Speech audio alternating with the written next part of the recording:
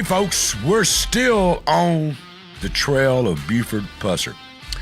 Hey, we found out last week that, week before last, that maybe Buford is the one that killed his wife. And we got word that maybe he wasn't. So tonight we got the other side of the story, if you want to call it that. Mr. Bill Harmaning in the studio tonight. He's going to be telling us about his book and how he thinks the TBI investigation all was wrong. So get ready, we'll be right back. The Mike Weatherford Show is proud to announce we are now officially powered by TEC. If their fiber optic internet service can handle everything we throw at it here in the studio, from videos to calls and live streams, you better believe they can handle your home or business too. If speed, stability, and service is important to you, you can count on TEC. Thanks, TEC. Now let's get to the show.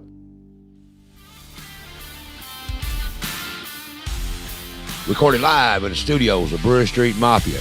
This is a Red Dog Fred production.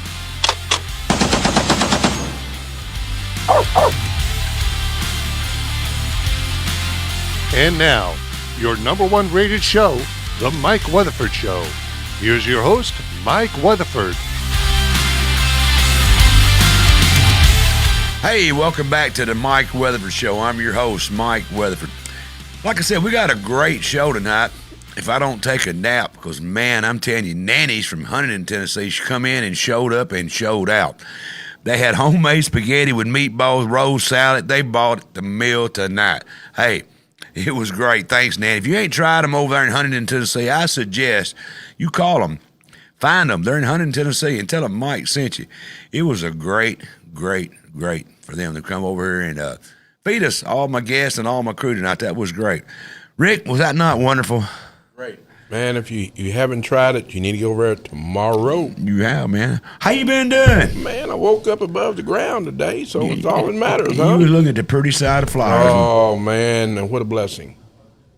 You know, we talked about last week it was Bigfoot. That's right. Now we're back to Buford. Dr. Buford. And guess what? We B&B. That's right, the BBs. The BBs. We got a lot of great stuff coming up next week. Next week. And Bo and BBs. And That's yeah, right. we got it going on. We got a great show next week going to come up. We're going to kind of end this series about Buford next week. We got two great guests going to be in here. We're going to talk to them. And you might even find out what I and my associate producer, what we think after this investigation. You know, what we think and yourself, what you think about Buford. That's Who done it? Who done it? Who done it? Who done it? That's right. Who done it? We've heard both sides of it. We're going to hear both sides That's after right. tonight. Then maybe the next week we're going to have some guests in here who's going to tell us a little bit more. Then we're going to finally decide, like a trial. We're going to Final conclusion. Final conclusion. Hey, welcome back, man. Appreciate you. Appreciate you, Mike. Thank And you. also tonight I have got the associate producer. He is always doing something crazy, and I don't know what he's going to do tonight, but I've got him in here on the set tonight. Everybody welcome Ken Atkinson. Welcome back, Ken. What's going on, man? How are you doing, brother? I'm doing good. I'm here to hear Mr. Harmaning's side and really enjoyed the book so far. So, Yeah. Like I said, last time we had the other side on, and to be fair, you know, we're not the Mike Weatherford Show is not, pushing either side. We just want to hear the facts and let the viewers, which I believe that's what needs to be. We let the viewers make their mind up. You agree? I do. There's a lot of wiles out there. I got to give you that. It makes you wonder. Who did it, right? It's a lot. It's been about 5 hours on the TBI investigation myself, and right, it's just crazy. It's a lot. Yeah. You ready to get ready? Let's do it. All right. Like I said, last couple of weeks ago, we had another guest on here that said, Mr. Mike Elam, he said that he thought that Buford is one that was responsible for his wife's death. And he told us the reason why he thought it was. And he made me even say, wow, there's something maybe a little bit strange there. But, I think what better way than to hear the other side. I think that's what we're lacking nowadays. We all want to hear one side and make our mind up. And what we want to do here on the Mike Weatherford Show is give you both sides. And to do that tonight, I want to welcome to my show Mr. Bill Harmaning. Welcome to the show, Bill. Thank you, Mike. How are you doing? I'm doing good. I'm happy to be here. I'm glad to have you, man. You got to eat a meal. I did. Fantastic. That was special. But I appreciate you coming on, man. I mean, it's a very controversial subject. It is. People's emotions get involved in it. And like I told you, we're not promoting either side of it. We just want people to hear both sides of it. And I think equally fair, and I think you'll have to agree, both sides believe their side. Sure. That's true. Yep. It's true. Tell me, who is Bill Harmaning? Well, I'm originally from Illinois. I spent 37 years in law enforcement between Springfield and Chicago. I retired in 2018 and chased my grandkids around and ended up around Nashville. So I now live south of Nashville, not too far from here. Right. In law enforcement, I probably 12 of those years I was with a downstate sheriff's office, much like McNairy County. It was a rural, small county. In Illinois. There is small towns in Illinois. Yeah, it is. Well, they're all small towns in Illinois, but for one. Yeah. I was in a small county just outside Springfield. I ended up the chief deputy of the department. I was also the lead investigator. During that time, I was a police academy instructor. I taught criminalistics. I taught crime scenes. I taught all the state-mandated behavioral science that new cadets had to go through. I then went to the state of Illinois as a special agent and spent the next 25 years there until I retired. Special agent. Special agent, I did primarily financial crimes, investment fraud. That was in Chicago.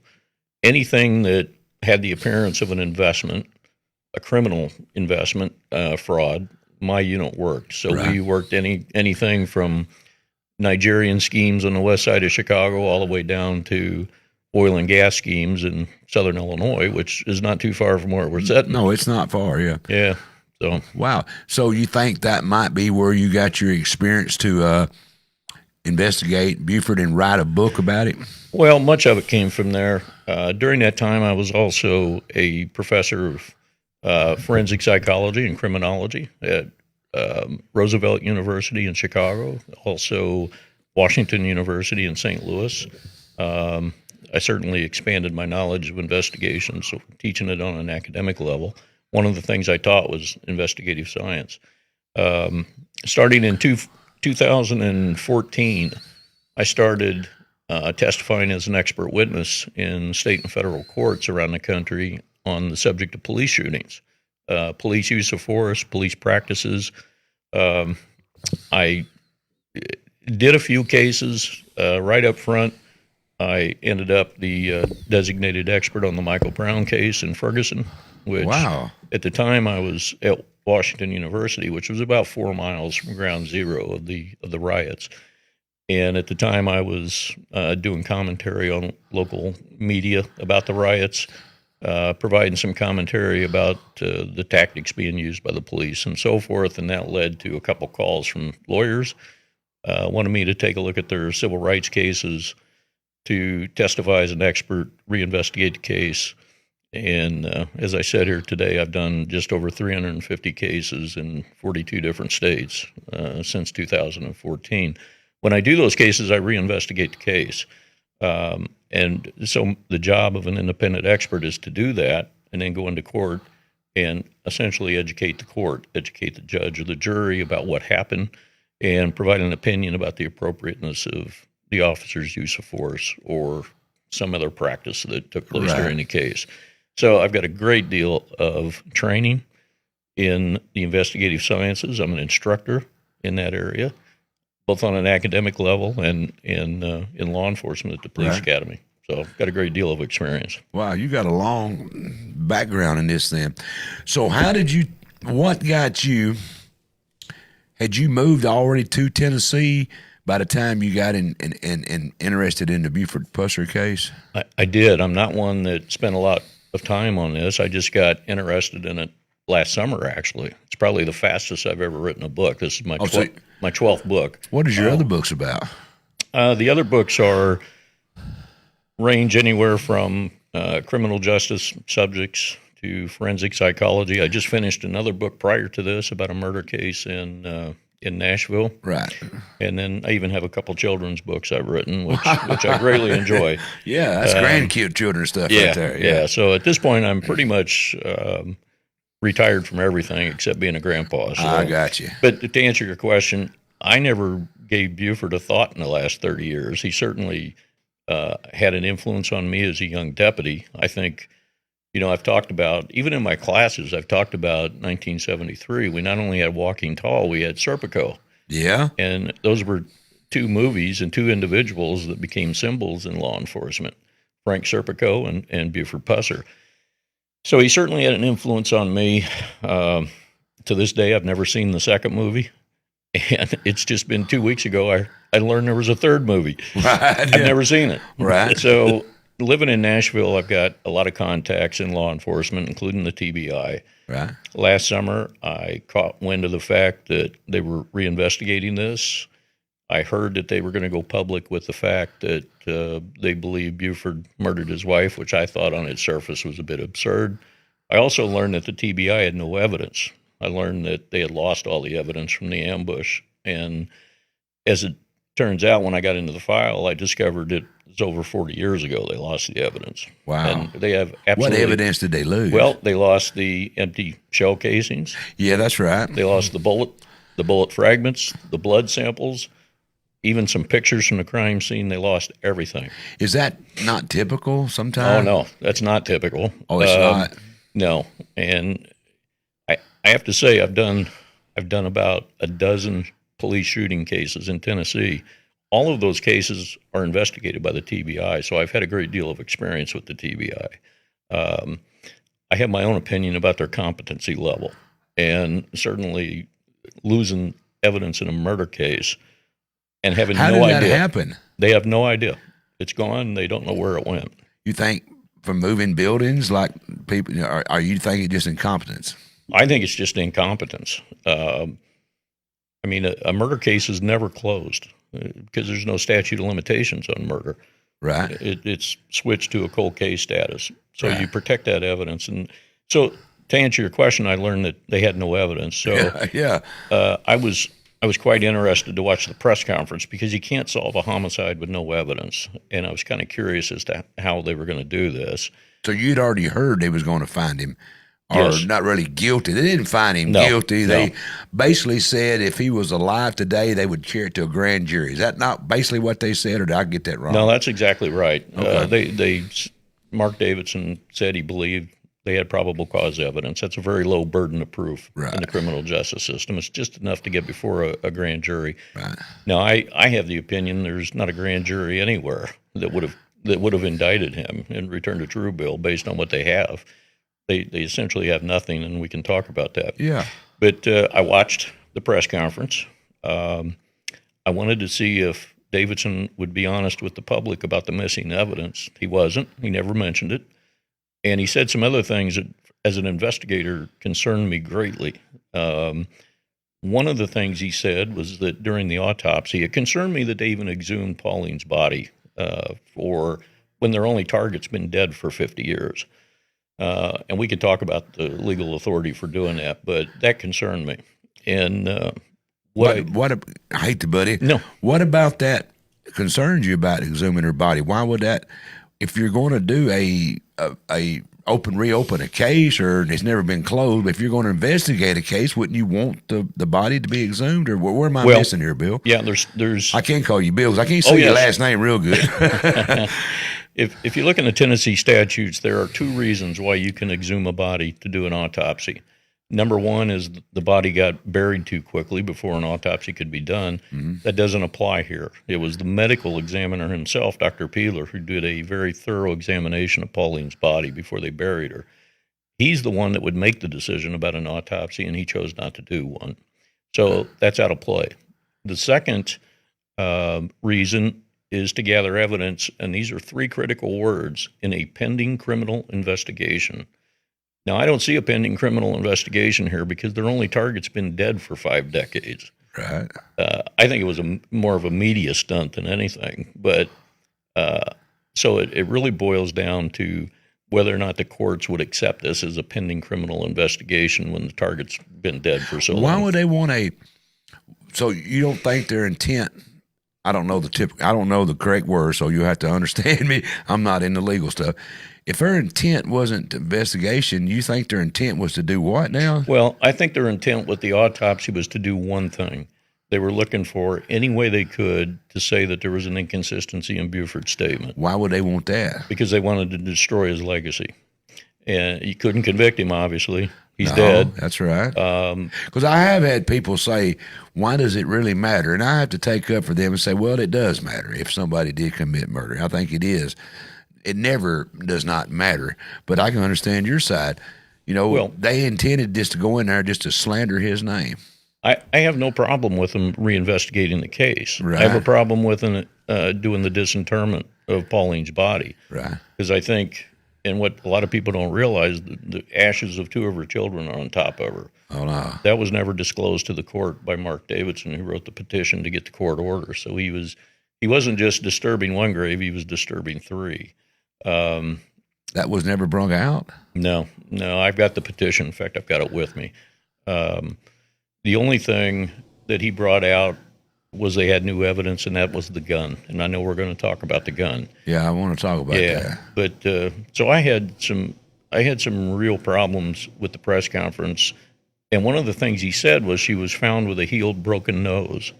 Now, a lot of people have talked about this, and he made the comment that was indicative of domestic violence. You forensically, you cannot get from a broken nose to domestic violence without having some evidence in between, and he offered none. My last guest said that I didn't know that Pauline had been married twice, and she got divorced in her first marriage from domestic violence. Could that have been where the broken nose come from? Did they know how long it had happened? No, and it could come from anywhere. I have a healed broken nose from the 2nd grade. Yeah. Now, your guest didn't know about the domestic violence in the first marriage. I don't think anybody did until I brought out. Oh, really? I went to Chicago and got her divorce filings from 1956. Well, it's out there on the internet. It's because I put it out there. Oh, okay. Well, I've got it with me. Make everybody understand, you and I have not discussed this prior to you coming on the show. I don't do that with the other guests. I didn't do it with you. We did not discuss all of this. Okay. What surprised me about the TBI is there's basic investigative steps they didn't bother to take. One of them is to simply go and get her divorce filing from 1956 from her first marriage. And I did, and it clearly describes the significant physical abuse she suffered from her first marriage to Pete Vance, including eyewitness testimony. I've got the hearing transcripts. Now, I think if Mark Davidson had known that, he probably never would have made that statement during the press conference, but the TBI didn't tell him because the TBI didn't take the time to go find that file. So he made the statement, and of course, the next day in the paper, what are the headlines? Buford Pusser abused his wife before he murdered her. So I thought it was a bit unethical to even make that statement. So frankly, right then and there is when I decided I'm just going to level the playing field a little bit here, and I'm going to go out and do my own investigation the way I investigate police shootings. How did you start your investigation? Well, I started by gathering up as much information as I could. I really focused on the gun because that's an important piece of this. And frankly, it took me about 3 weeks to totally debunk that story. And I got the divorce file. I got a number of different files that the TBI never bothered to get. Do they know what caliber gun was used? Yes. They do know it was a 30 caliber. That part's true, right? 30 caliber carbine. Nobody disputes that. Okay.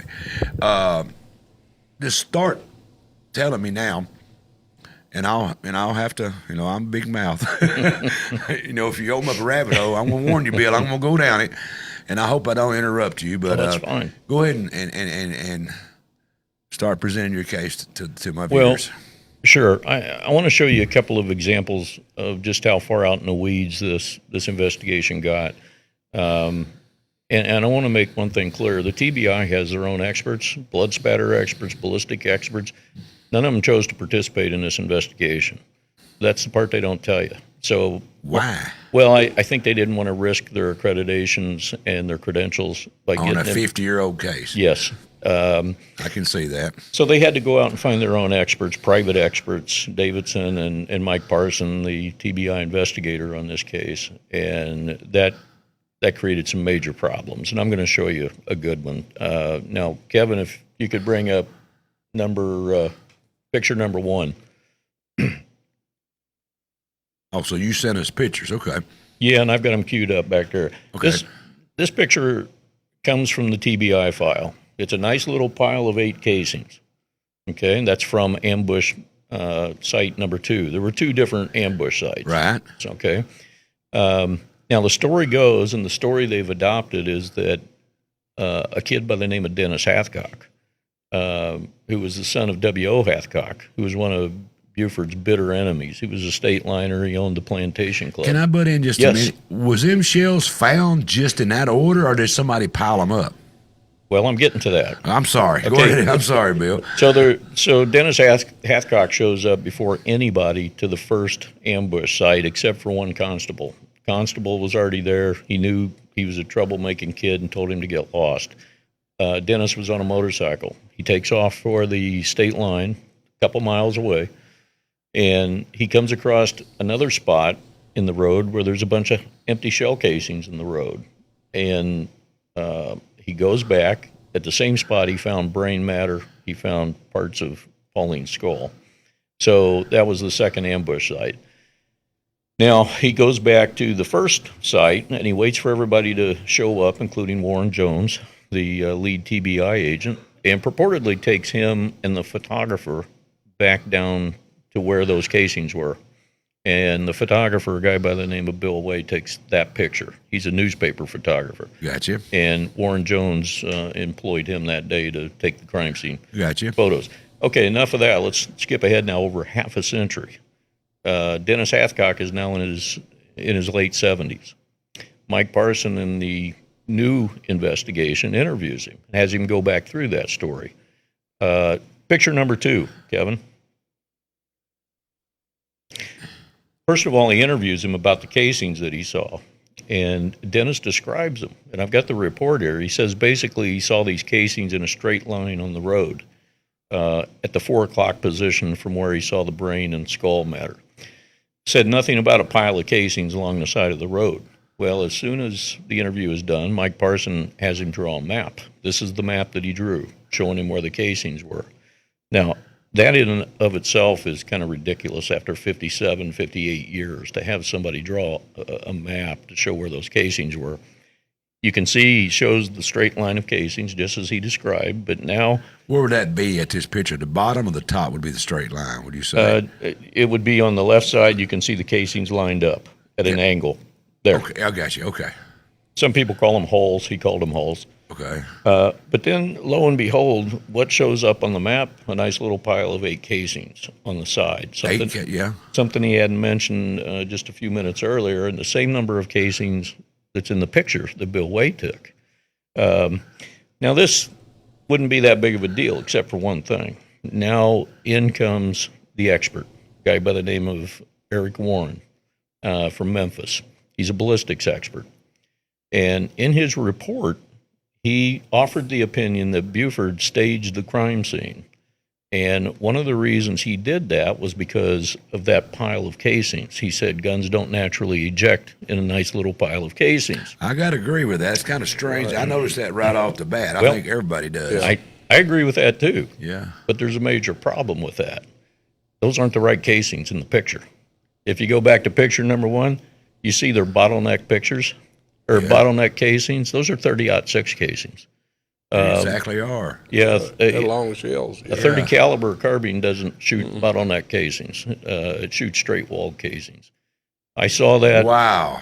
So that is okay. Well, anyway, so I confirmed that with a firearms expert. You know, shout out to Matt Smith from Georgia. I confirmed it with him. He's handled many of these weapons. He said, nope, those are 30-06 probably, but they're not 30 caliber carbine. 30 caliber carbine, again, shoots a straight wall casing. Those casings had nothing to do with the ambush. So what do we have now? We have an expert in 2024 saying Buford staged the crime scene because of an erroneous map based on a picture of the wrong casings. Where did them casings come from? Well, the area was well known for target shooting, and they would shoot turtles down there. It's even in the TBI file. They also found a 44 Magnum casing. They found 22 casings over that creek. Here's what you might be thinking. Well, what happened to the 30 caliber casings? They were already gone from the crime scene. a guy by the name of Bill Fullwood, and this is documented in the TBI file. Bill Fullwood showed up before Dennis Hathcock got down there, and he picked up all the 30 caliber casings, 15 of them, and he left. And when everybody got there, including Warren Jones, from the lead investigator from the TBI, he went down there and gave them to him. Warren had him mark each one of them, and those are the casings that disappeared. And Warren wrote a report documenting that, which I have a copy of. Wow. Never said anything about Dennis Hathcock leading him to the casings. So the bottom line is, we have an expert in Eric Warren coming into this thing in 2024 saying Buford staged the crime scene because of a map that's based on a picture of the wrong casings. Wow. that put it back at casing. I'm a gun guy myself. I should have noticed that. I didn't notice that. That is a neck down, either 308. Looks like a 30-06. It's 30-06, yeah. Yeah, it's long enough. Wow. And by the way, I'm not a firearms expert. I confirmed that with the firearms expert. Right. So where did these come from? Well, there's casings all over this area. So somebody just picked them up and put them there and took a picture and said, that's what we're going to do. Well, they were sitting there already, and Bill Way came up and took a picture of them, and somehow that picture ends up in the TBI file 50-some years later. So you don't think that was intentional? Probably No, not. And I don't think Mark Davidson or Mike Parson to this day, they probably think those are the casings from the ambush, which is quite impossible. But that was evidence they tried to use right there. That is evidence. Wow. Yeah, the Dennis Hathcock map is based on that picture. Have you got a picture of a 30 caliber casing we can compare it to? I do. Oh. Wow. I don't know if we can show it or not, but I'd like to see if you've got a picture that I could show up maybe. I'm not putting you on the spot, I hope. Oh, no. That is something, Ken. That's what 30 caliber carbine casings look like. I'm going to put this up there. Can y'all zoom in on this maybe possibly? Now, I'm going to kind of hold this over. I want y'all to do you imagine to put that picture back up there he had. If you can, if that's possible. You see the neck down area? Now put it back on the one I'm holding in my hand for the viewers. Now, all I can go by is what Bill's telling me. Now, see, this right here is straight. Yeah, right there where the bullet is, where the casing and the bullet go together, there's no neck where it necks down and squeezes down for a 30 caliber. Now, put it back on the other picture. You can plainly see that neck right there. Yeah. Now, that's what Bill's giving me. That is absolutely not the same two shells. No, and there's another problem. I'm relatively certain that Dennis Hathcock, again, now in his later 70s, who made no mention of a pile of casings a couple minutes earlier, I'm fairly certain Mike Parsons showed him that picture and said, "Oh, draw your map. Be sure you include these 8 casings." Well, let's hope not. Well, you know what I'm saying, Bill? It would be entirely inappropriate for an investigator to do that. Exactly. Wow. But there's no other explanation. So that kind of does away, and those casings are gone. There's nothing left. All gone. So, wow. So I show that, and to give you just one example, there are many examples of how really utterly incompetent this investigation was. Because it wasn't a real TBI investigation. It was just a couple people that were out there doing this. They didn't have their own experts. Now, Eric Warren, the expert, is the only one who would talk to me. We talked for 6 weeks. I've got hundreds of emails going back and forth. Nice guy, and he was nice enough to talk to me. I eventually confronted him with this, and I demanded that he retract his report, or at least that part of it. He essentially admitted that I had him on that, but he worked for free. And he's a former TBI employee, long-term employee, worked for free. His attitude was, I don't want to go back there. I did it. What's done is done. I work for free. I'm not going to. He refused to retract his report. Wow. Ken, what does that make you think, Ricky? Y'all two help me here.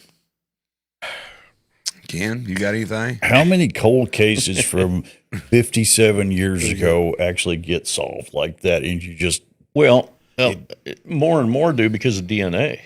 But that's the only way. Yeah, because you don't have any shell casings, and the pictures you got It's two different shell casings by a long shot. Yeah, and if they had the original shell casing, it's a long shot, but if they had the original, there's a chance they could get DNA off those shell casings. I agree, yeah. They had to be stored properly all these years because it degrades pretty quickly if it doesn't. But that's how they're solving 50-year-old I don't know what to say. murders. I was Bill, to be honest with you, I figured I could pick some holes in your stuff, but you got to find something I can pick a hole in. That right there, Ken, help me. Is that not obvious? The casings, yeah. Yes, the casings are obvious. So let me give you another one. Maybe you can poke a hole at it. Okay. All right. The same guy, Eric Warren, also offered the opinion in the same report that Pauline was shot at close range. Now, when we say close range in investigations, we mean 4 feet or less. Okay. There is certain types of evidence we always look for in a shooting to see if it is close range. Powder burn seem like be one of them. we really do it with suicides because we want to know that it was actually a suicide. And powder burn, stippling, what we call stippling. When you shoot a gun, that's what it looks like when you shoot a .357. That's the gun supposedly they're saying Buford put in his mouth and pulled the trigger, if you can imagine that. Not that gun right there, bro, No. but a .357. .357 Magnum. That's what it actually looks like. You can't see it in the daytime. It happens so fast, but I carried a .357. It would completely You think destroy there'd be it. a little bit of, what words you using? Stripping? Stippling. Gunpowder for us old country boy. Yeah, well, and there might be a little bit of burning too. Yeah, well, certainly for Buford. But let's get back to Pauline. Sure. There's 2 medical examinations of Pauline. There's Dr. Peeler in 1967. Medical examiner did a thorough visual examination of Pauline. He didn't do an autopsy. That was his prerogative. And he filed a report on it. He specifically looked for stippling, muzzle imprints, singed hair, burnt skin, all the things that tell us it was a close-range shot. Nothing. All these years later, Dr. Harrell in Memphis did the autopsy. She did the same thing.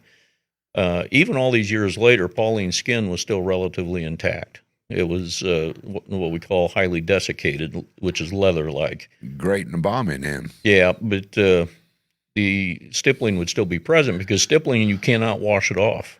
It's unburned gunpowder and other residue from the barrel that comes out with such force with the shot that it actually tattoos the skin. It has to wear off. So she has no evidence of a close contact or a close range or a contact wound, yet Eric Warren is offering the opinion in his report that she did. So I confronted him about it, and I said, how in the world do you come up with that opinion against the opinions of 2 pathologists? And he says, it's the handwritten note by Dr. Peeler. If Kevin would put up number 3.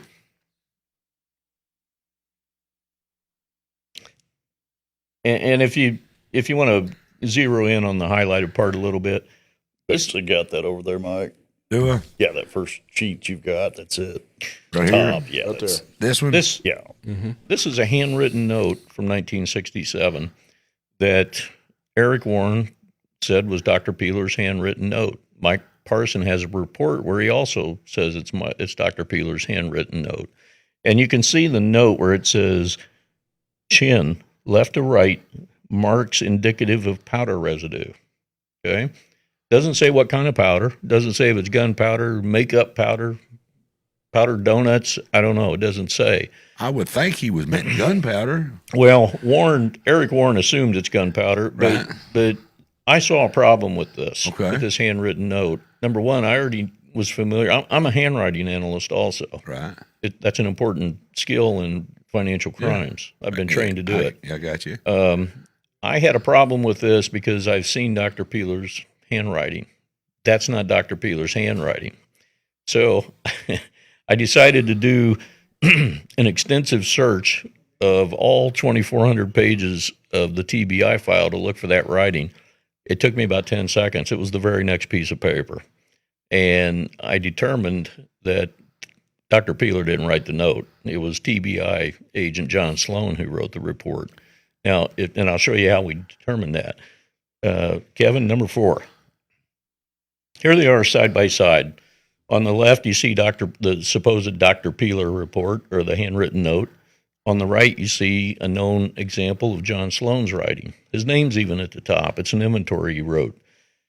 When we do handwriting analysis, we look at pressure, we look at slant, and we look at individual characteristics of letters. I just circled 2 of many. Look at the P on both of them. He has an open P, the way he writes his P's. In other words, he doesn't just close the loop, he goes on through the stem. Right there. And I also circled the E's. He has a open E, he doesn't loop the top of his E. Right. The other side, Kevin. Yep. There's your P. Right. It's kind of going through. There's your E. That's a different E. Well, it doesn't matter if he's printing or writing cursive. He does not close his E's. And there's a number of others. Right. So you think that that was added? No, Dr. Peeler didn't write that note. John Sloan did. He's TBI agent. Why would he do that? Well, it's his note. And we don't know when he wrote the note. We don't know if he wrote it contemporaneously with Dr. Peeler's examination. But the point is, Dr. Peeler did not write the note. John Sloan did. And we can show that 10 different ways with a handwriting analysis. Now, why that's important, again, he's talking about a smudge on Pauline's chin that looks like some type of powder. Dr. Peeler has a report of his examination. If that was gunpowder, it would be on there. He makes no mention of a smudge on Pauline's chin. None. So whatever it was, they just wiped it off. Now, why this is important is because the expert, Eric Warren, that's the only thing he is basing his opinion on, that Pauline was shot at close range. And it's not even Dr. Peeler's note. If you were to ask Mark Davidson or Mike Parson today who wrote that note, they're probably going to tell you that's Dr. Peeler's note. It's not. It's John Sloan's note. Wow. Wow. So those are 2 examples of really... well, there's a reason for that. Are they trying to... Is it go back to they're trying to make Buford guilty? Yeah, well, here's the reason. There's no chance of ever having a prosecution. So they weren't bound by the typical restraints and constraints we have in an investigation. They had a blank slate to say whatever they wanted to say. So they got lazy. They made assumptions that are incorrect. They didn't even find basic files like the divorce file and the gun file we haven't even talked about yet. They just made some quick assumptions and said Buford probably killed his wife, and we haven't heard from him since. Wow.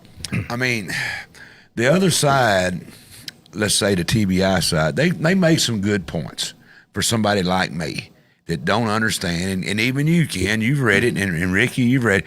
Ken has tried to read the FBI report. I haven't even attempted it. He sent me some tidbits of it here and there that he thinks is interesting. Ken does a great job at that. But my attention span is really limited when it comes to 2,500 pages. I'm just not going to read it. Yeah. Because it kind of, I don't know why they can't put it in one page. Well, I think that's by design. Let me tell you the truth about that file. In 1967 and 68, they did a very thorough investigation. The TBI did. Those were old school investigators, and they did a good job. In fact, I would argue they knew who did it. But if you remove the 67, 68 investigation, if you remove all the duplicates, if you remove the redacted materials, what you find is the modern TBI file is about 150 pages. I can read that. That's it. Right. But, the other side, that they relied on a lot of things. The gun, the gunpowder residue, and then the travel of the bullets and the blood splatter on the hood, Bill. I mean, how can you explain the blood splatter on the hood? I mean, I got to take a commercial break, but when we come back, I want you to explain to me. Sure. Do you know about the blood splatter on the hood? Oh, of course. Yeah. And Ken told me that they say the blood splatter goes from the windshield forward. Well, I'll tell you all about the blood spatter. I want to know. We should talk about the rifle first. Whatever you want to talk about. All right, folks, there you go. I don't know what to say. He's hit me with some stuff I wasn't prepared for. Was y'all prepared for any of that? Ken, was you? Pretty good. It's pretty good evidence. All right, folks. Hey, don't go nowhere. I got to pay the bills. I hate to do this to y'all right in the middle of this. I hate it. I swear I do, but I got to pay the bill. Nothing's free. quickly run through them. We'll be right back.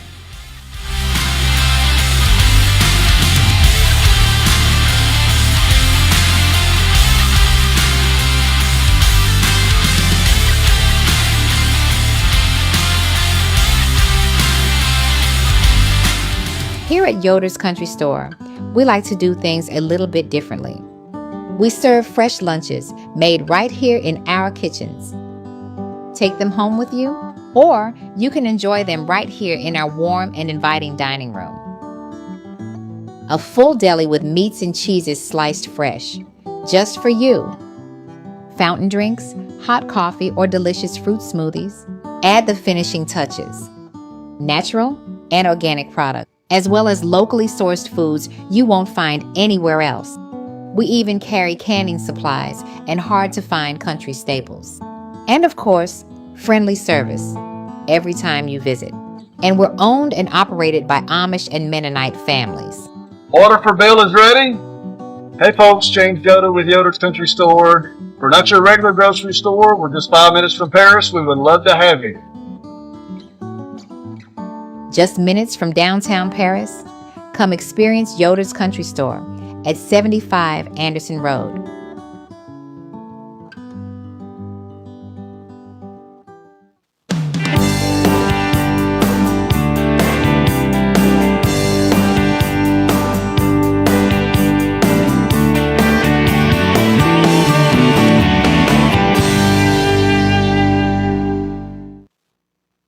Is your tank on empty?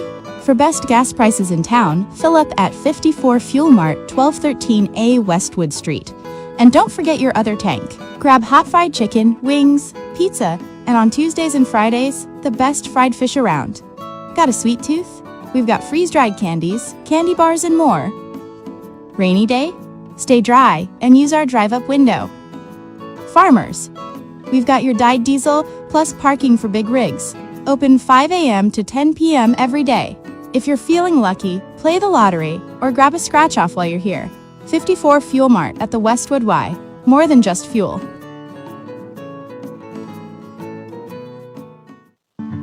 The Downtown Event Center is available for parties, meetings, or family get-togethers. The center comes with spacious seating and an area that will help make serving food easier. If you are having a birthday party, this is definitely the place for you.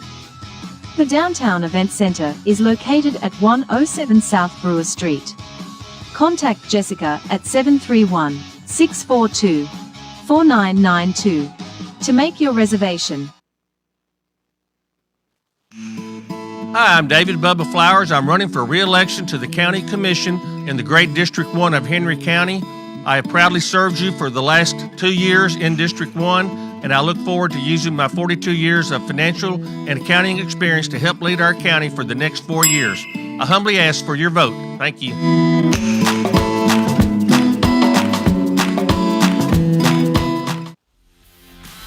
All right, folks, next week we're going to end it all up with Bo Stephenson going to be here. He played Buford Pusser in Walking Tall 2. Steve Sweat's going to be in here.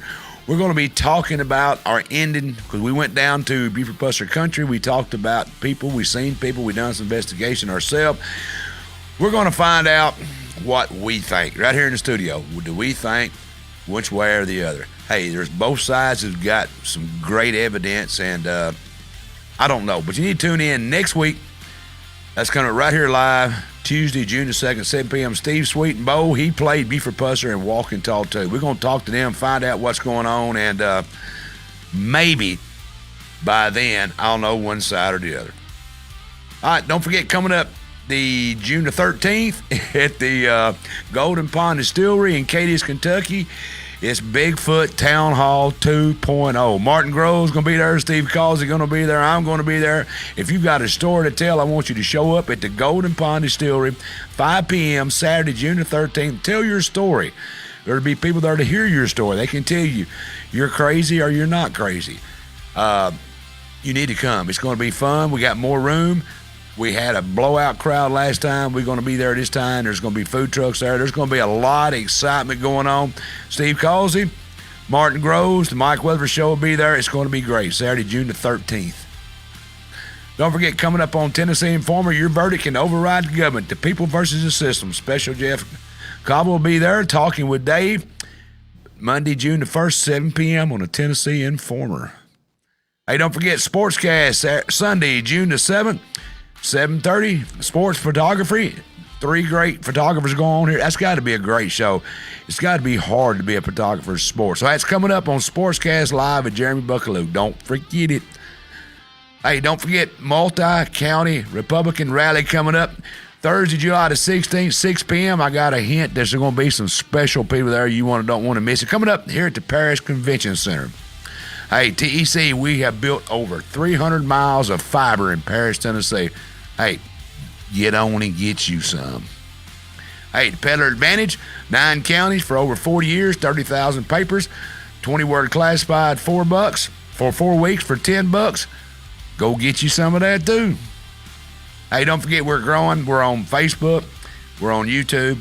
We're on all the platforms. Hey, if you want to find out more, go to www.myparistv.com. Find out about all the great shows going on at Kill Media and Brewer Street Mafia. All right, folks, we've been sitting here talking with Bill.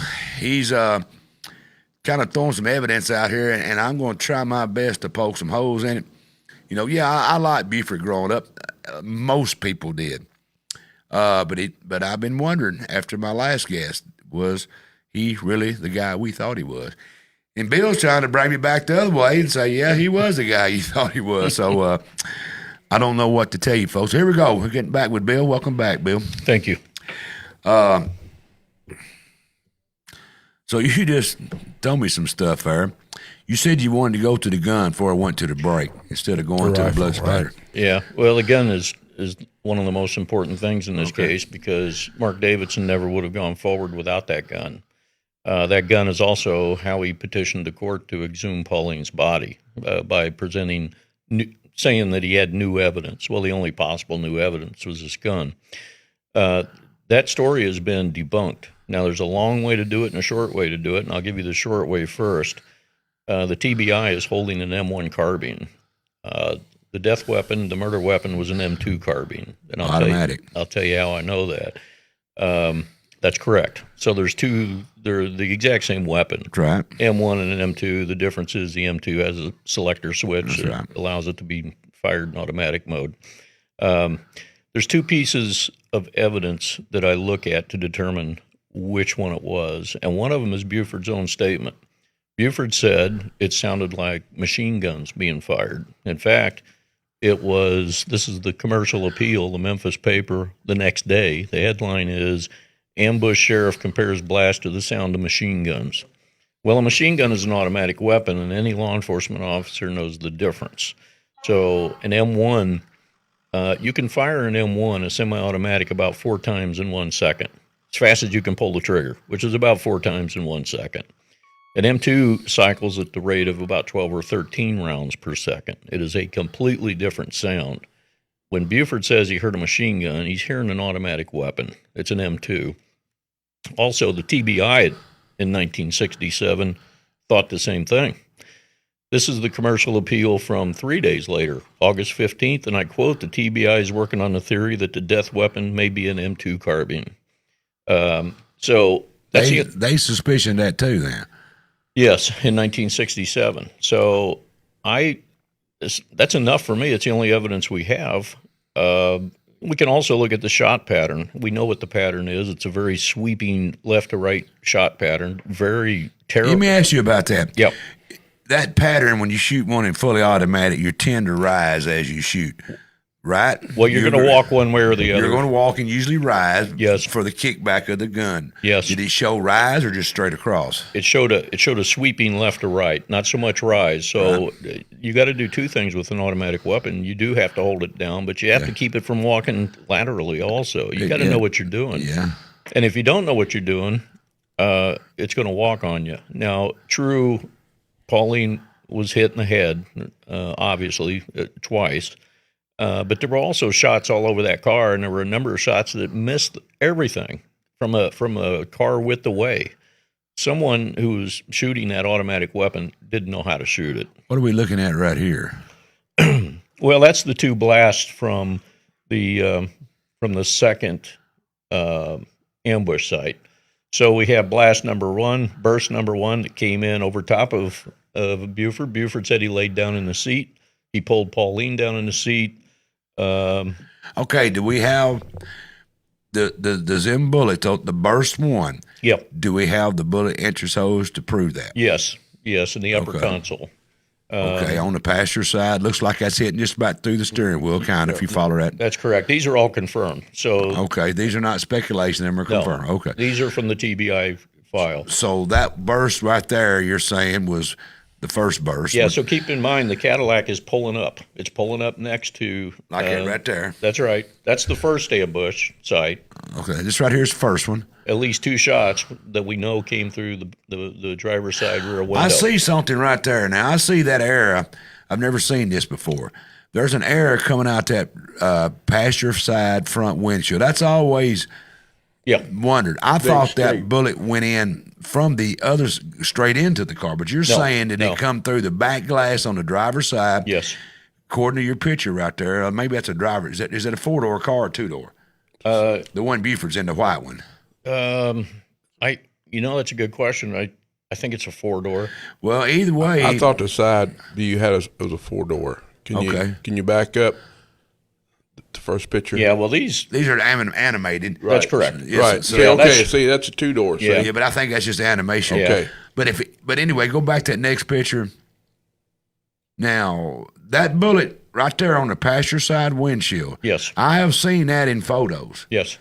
I thought that went in that way. So you're saying, and your investigation tells you it goes out that way. How do you prove that? No, the TBI's investigation showed that.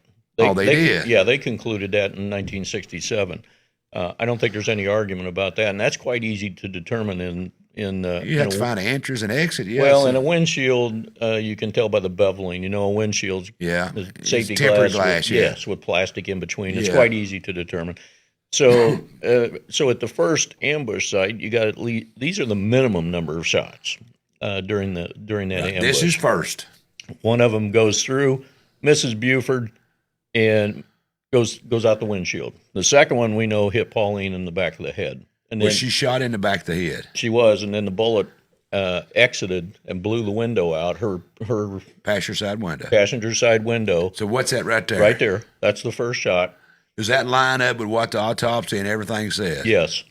And outside on the first ambush site, they found quite a bit of brain and skull matter. So the bullet passed through Pauline's head, entered in the back, went out the window, blew the window out, and took a lot of matter with it.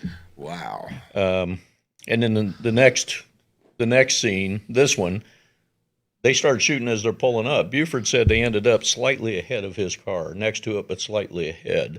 So you got burst number one. They come in over top of Buford, who's getting down in the seat, hits the console. By then they're stopping. The second burst, the one at the top, or the one farthest left, hits Pauline in the forehead. So that's really okay. Right there. So Buford said that right there, you're saying, is coming in from the driver's door. Yes. Buford's window was down. It was down throughout this. So what Buford said in his statement, and this supports his statement completely, was that he pulled Pauline down in the seat. She was choking on her blood. He picked her up and leaned her back against the door, and that's when the Cadillac pulls up and starts shooting again, and one of the bullets hits her in the forehead. Okay, so that right there looks like it's coming from a low angle, though. Well, it's just the best way I could do it. Okay, so that's not to get the angle in there. Okay. All right, so okay, I got you. And at this second ambush site, again, they found more brain and skull matter because her window's already blown out at this point. But then, if you go back to those trajectories showing the two bursts, you can see how it's moving left to right. Somebody's not really controlling and bringing that weapon back on target. This automatic weapon. But so this right here is not something you think you can prove that by bullet holes in the vehicle. Yes, this is documented by the TBI. There's 1, 2, 3, 4, 5 shots right there. Well, there's 5 shots in that one arrow. There were 5 shots behind the rear window on the passenger side. Oh, okay, so there's more So we got 5, 6, 7, 8, 5, 6, 7.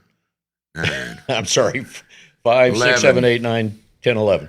11 shots. And that's assuming only one shot hit Pauline in the forehead. Dr. Peeler did his examination. He believed 2 shots hit her in the same spot.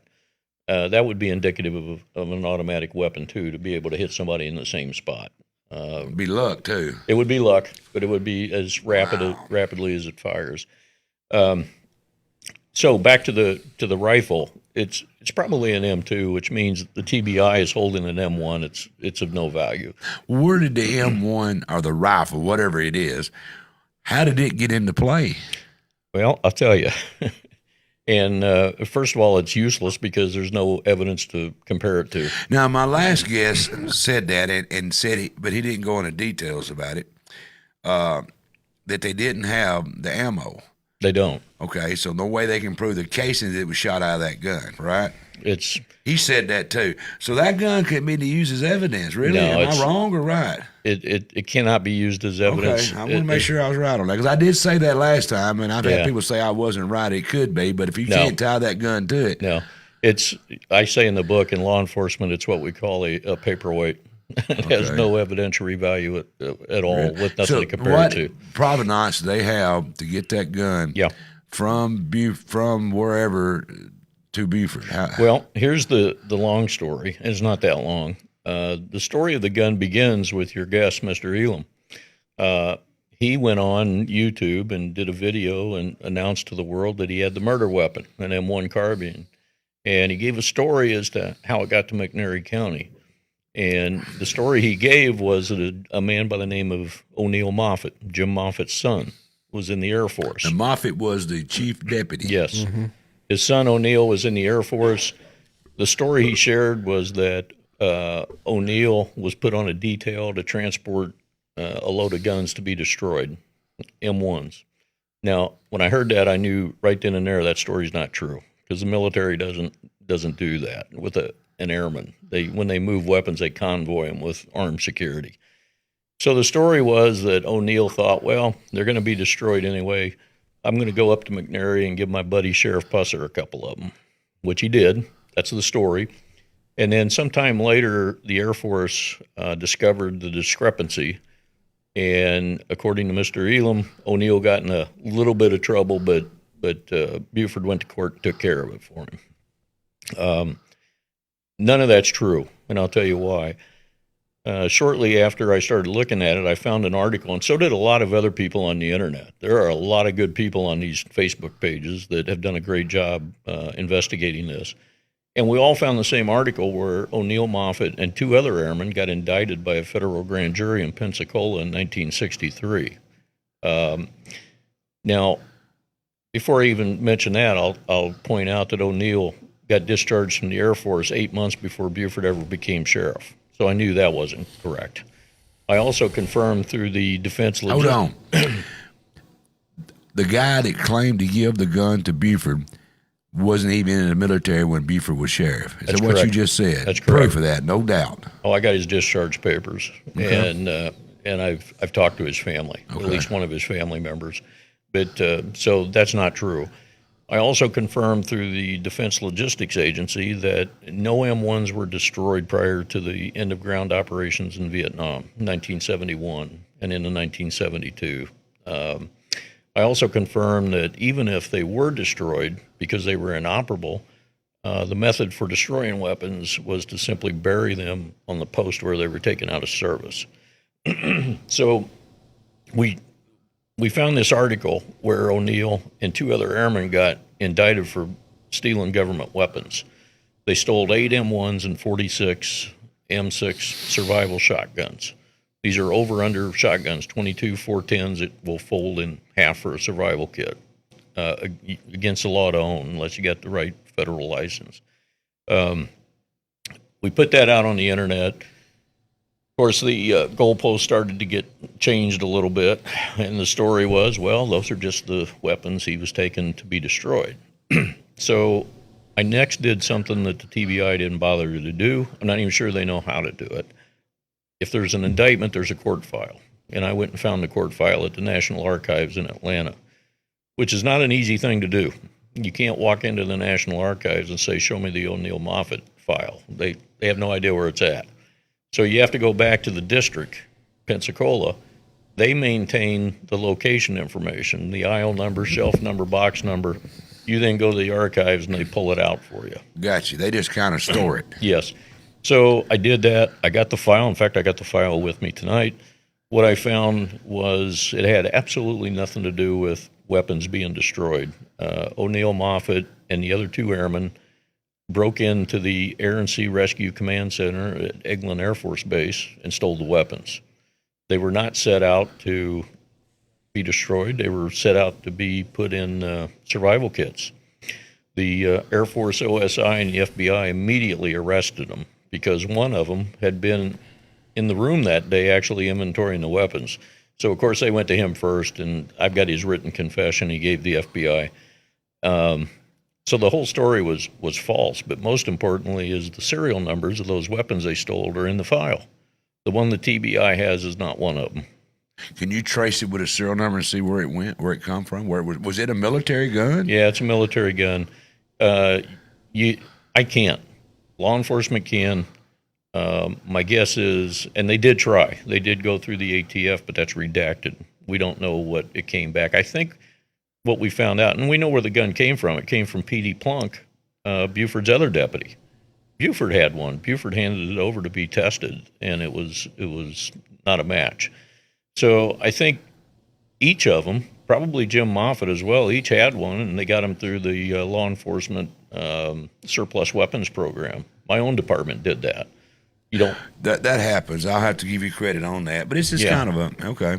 So you don't pay for them. They don't go on the books. Yeah. And a lot of times the officers leave and they take them with them.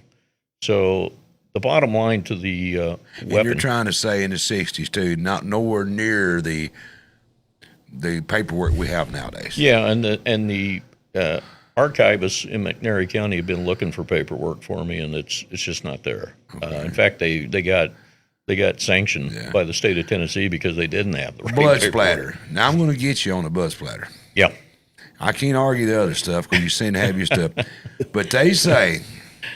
Now this is what's got me.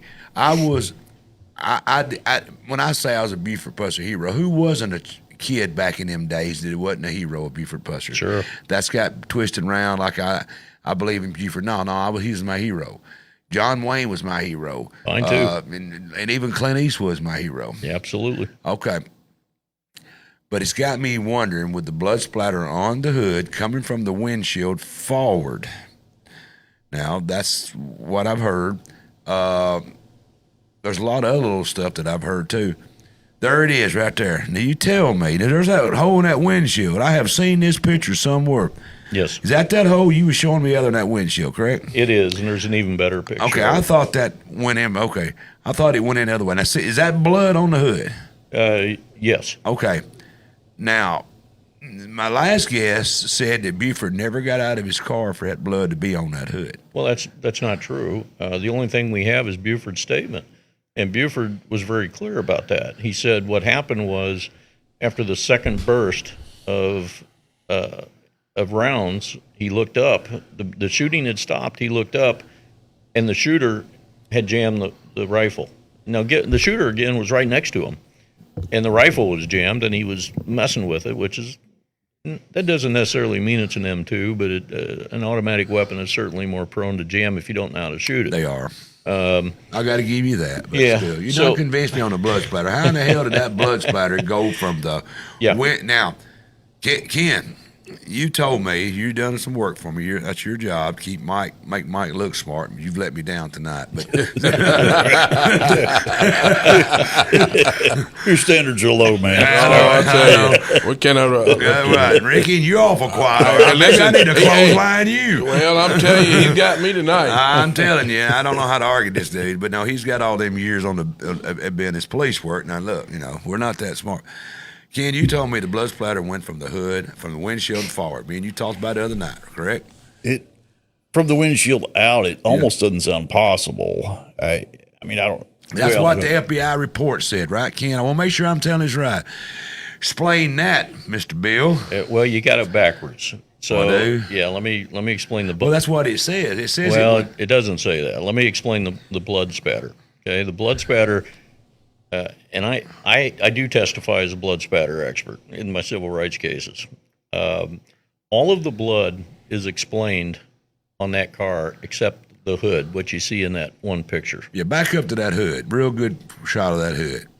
We don't even know whose blood that is because there wasn't enough to test.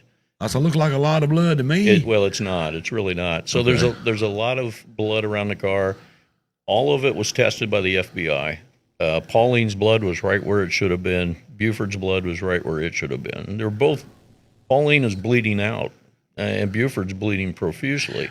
Right. Buford also is covered in Pauline's blood because he's pulling her down the seat and so forth. I can see that. So if he shot her or he didn't shoot her, he's still going to have his blood. Her blood's going to be on. They're going to be mixed blood. I'll give you that, Bill. So Buford gets out of the car, and he actually tries to wrestle the rifle away from the shooter.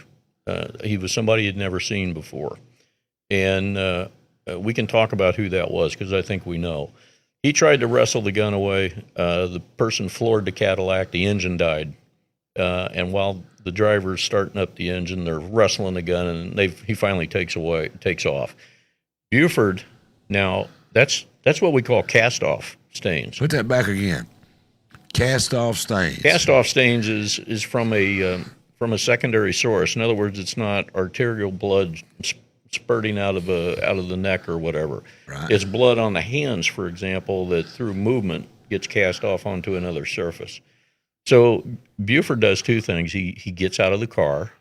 He goes over. He's wrestling with this guy, just not even a car width away. When the Cadillac takes off, he runs around the front of the car, and because his first instinct is to get Pauline out of the car, so he's clearly in front of that car. He's going around the car, but not only that. This picture's taken after everything's done. This picture's taken after the medical people show up. They fling open Pauline's door, which is absolutely covered in blood. They're getting her out. There's 100 different ways cast off could get on that hood that may not have anything to do with the ambush. That's not the smoking gun. No, the important thing about the blood, again, that's the only blood. We don't even know whose it is on the hood. There wasn't enough to test. And when they tested it, then they just did blood type, and they had different blood types, so it was pretty easy to determine. Mike Parson and Mark Davidson bring in a blood spatter expert, and his name's Corey Latham, and he is a true blood spatter expert. He's from Kansas. Again, the TBI people didn't participate, the forensics people. So he brings in Corey Latham, and I got his report, and he is a true expert. He's testified many times on blood spatter. When it came to the hood, his opinion was there's really nothing we can tell about that hood, about the blood. He said he couldn't even tell what type of a stain it is. He couldn't tell who it came from, how it got there, nothing. That looks like a lot, Bill. I got to push back on that. That looks like a lot of blood to me, but maybe it ain't. It's not. And you also, I've got those circled because, well, let me tell you why I have those circled. So Corey Latham comes in, and he says, sorry, there's nothing we can really say about that hood. So he's done. A year later, who do they bring in? Eric Warren, the same guy that the two first examples I showed you. Now, Eric Warren is not a blood spatter expert. In fact, I got the email where I just flat out asked him, I said, have you ever one time testified in a state or federal court on blood spatter as an expert? He admitted he has not. He comes in, and all of a sudden now he's offering opinions about the blood spatter as if he knows whose it is.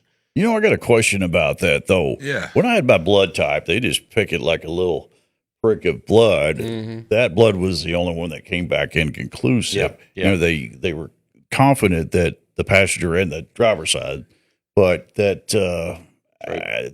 I don't know. That makes me wonder: was there some kind of political pull to say, "Hey, something"? I don't know. No, well, it's a question. With somebody else too could have been the guy he struggled with.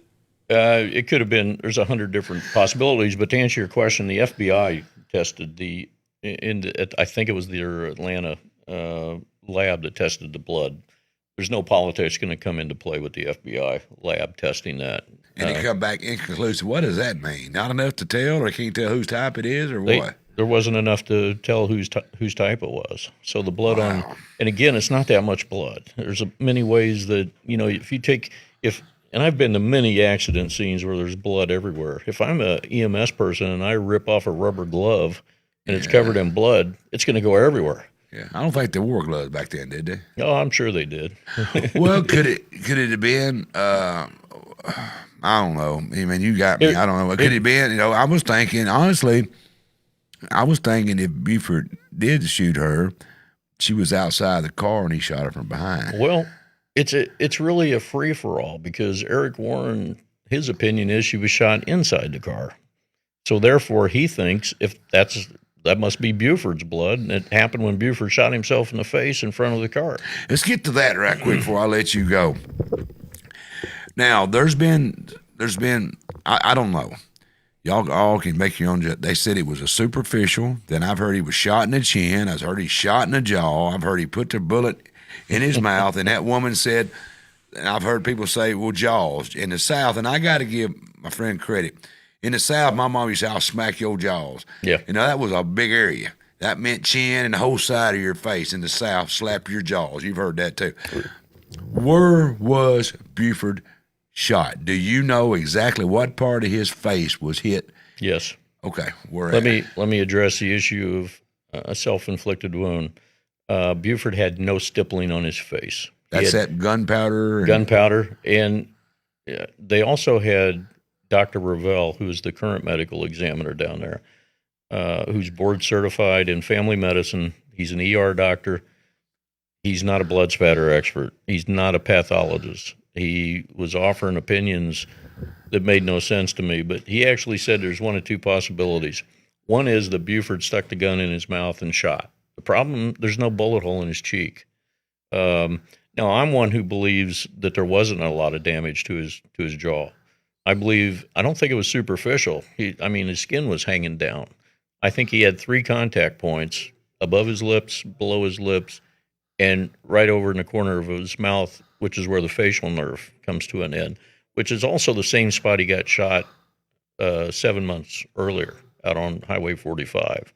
I don't think it was a bullet. There it is right there. Yes. You can see the 3... That's his teeth, right? Am I seeing teeth? No. What am I seeing to the left? Those are his lips. His lips. To the left of it. Yeah. Now this picture is... Hold on a minute. That's your snot trough. My mom used to call it a little thing. Up on top. Yeah. And right below that's teeth hanging down. That could be, yeah. Okay. All right. Now I want to get my bearings. You see what I'm saying, Rick? I see, yeah. Okay. Now... Yeah, so this isn't the original picture. This is the original picture cleaned up so that we can actually see the wound without all the blood. And I did that digitally. And what you see, and it's consistent. That ain't been doctored. No. Okay. And that's in the book, and you can compare it to the original. The original. So what we see is there's 3 different contact points: above, below, and to the side. Now that's not indicative of a bullet shot. And I think what happened, as far as, and I've dealt with this wound before in shooting cases, if Kevin could pull up that one right there, I think in the first ambush site, when Buford looked back to see where that Cadillac was, I think the first shot came through the rear passenger window. That's the shot that went out the windshield. Yeah. And I think when it passed by his face, the safety glass, the shattered and what we call aerosolized glass that followed the bullet, raked across his face and basically shredded his skin. So you don't think it's a bullet hole? No, I don't see a bullet hole. I wondered that because I would have thought that it would have just tore his face off if it was shot with a 357. Oh, yeah. Well, that's questioned me all along. Yeah, really like range, it'd have been nothing left. But I thought he may have done it himself now, because the other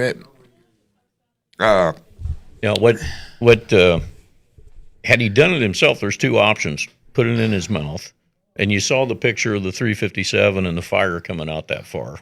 That's the same gun he was carrying that night. But it wasn't fired. Was fired. Ken, did you say it was or wasn't? Ken? No. What I'm saying right there, that's his service gun. Well, they're saying he shot himself with the 357. Yeah, was it shot? No, there was no empty casing in it. Okay, so if you could go back to that picture. Yeah. Go back to the gunshot. There you go. Now you can imagine putting this in your mouth and pulling the trigger. Yeah, the fire. There'd be something. It'd be he had no burned skin. I can give you that, but you've been powdered. Yeah. What if he pulled it back here? He went under. Number one, he would have been covered with stippling. How far does stippling take? 4 feet. 4 feet. It's within 4 feet. You're going to have powder burns. It's going to tattoo your skin, as you said prior. It's almost always present. And these old revolvers shot real dirty anyway, so there's a good chance. I mean, there would be powder stippling. was dirtier back then. I agree. So if he does this and shoots this way, number one, it would have required that bullet to wrap around his mouth for those 3 contact points. Number two, it would have destroyed every bit of skin that it touched. Put that picture of his face back up there, Kevin, if you would, please. I'm working him tonight. Y'all three. Ricky, what does that look like to you? There's no way he could have shot himself. Ken, what do you say? I have not seen any pictures with any gunpowder, as Bill said, like tattooed to your skin. And I think when he got shot or grazed, it got him. Yeah, there's a lot of blood shooting out of that. It is. Yeah, I think, blood, man. if you've been shot, and it grazes you, you're taking. Now you've got me going back the other way, Bill. I don't know what to say here. Y'all got me so dang confused. I don't know what to do. Well, let me give you one other option. I don't know if the crap's. I just closed one eye and pooped. Let me give you one other option because I've considered this. That's enough. You just about got me. I don't know what the hell is going on. Did a bullet hit something, a hard surface? Fragment, and did 3 different fragments of one bullet hit him. That's a possibility, but I don't see any evidence that a bullet hit that car. Put that back up again. For my years of hunting, the bullet on his jaw again. I know I keep going back to Kevin. I'm sorry. I promise. I apologize. I'm trying to make heads or tails that. I see an upper lip. I see the snot trough. I see some teeth, and I see some lip. Y'all help me. Does that look like a bullet wound, or does that look like maybe a collateral damage? Well, I don't know. I'm not an expert. There's no burns there. There's no burns. When you cleaned this up, you didn't clean out the gunpowder wound when you cleaned that picture up, did you? Oh, no. No, it would be documented. There was no stippling on his face. I could give you that, Ken. Can you? That might have been the glass coming through there, because that glass is going to be coming and it's going to be coming just like that. It's like a cone at you. It does. And that right there. Can you back up that picture right there? Okay, I know that's just all questionable, but it kind of makes sense. I would have thought the bullet traveled the other way, Bill. But after looking at that picture, you may be on to something, because that back glass is shot out. Yes. And he's probably looking back. And that's the next ambush site. Yeah. I know what you're saying. You back up one more time, Kevin, if you would, please. And it goes out that window yonder. Man, I don't know. Now, consider this, and I just handled a case like this with the Los Angeles Sheriff's Department. Same thing, aerosolized glass. But consider this, if he's looking back that way, the skin is going to be shredded and it's going to be peeled back right to left. That's right, going back toward his ear. If he's looking straight out behind the wheel and it comes the other way, it's going to go the other way. Okay, so you're saying that skin should be peeled toward his left ear, correct? Yes. Now go to the go back to the there you go. Right there, see? Yeah. Wow. See, there's one of the things in the TBI report, it does say self-inflicted.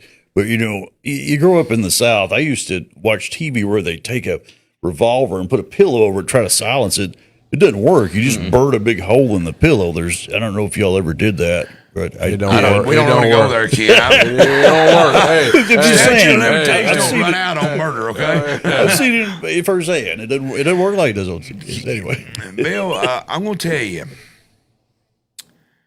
I've did about, a couple thousand shows. I've got a lot of background in doing these kind of shows. I've never had a guest that I couldn't put holes in.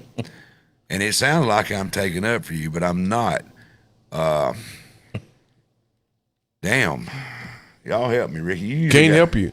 Ken, you've been investigating this. Help me out here. Question him so we can try to put a bullet hole in this. As far as the investigation, if I were on the jury, I couldn't say guilty. I can tell you that much. Can I offer one more thing? Don't confuse me no more, Bill. Hell. Go ahead. I want to hear it. Another thing that concerns me about this investigation, aside from the fact that very few TBI people actually participated in it, the lead investigator, Mike Parson. Now, have you talked with him? No, he won't talk to me. Okay. Eric Warren finally got mad and quit talking to me because I think I just had him in a corner he couldn't get out of. Did he say you was wrong?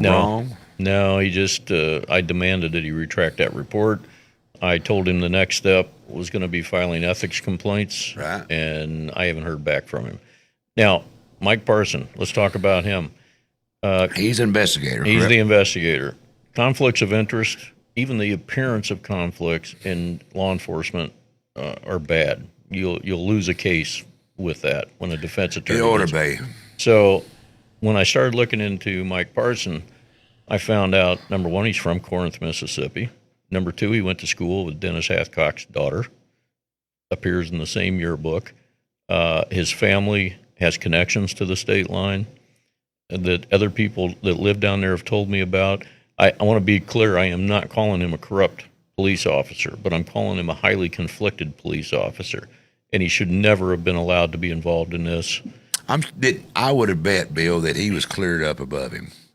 I bet they didn't see a conflict. Let's give him benefit of the doubt. Well, I think I would hope that you know what I'm saying, yeah, Bill? I don't think that was the case, because I think if it was a legitimate case where they may have ended up in court, I don't think he would have been allowed to even be a part of it.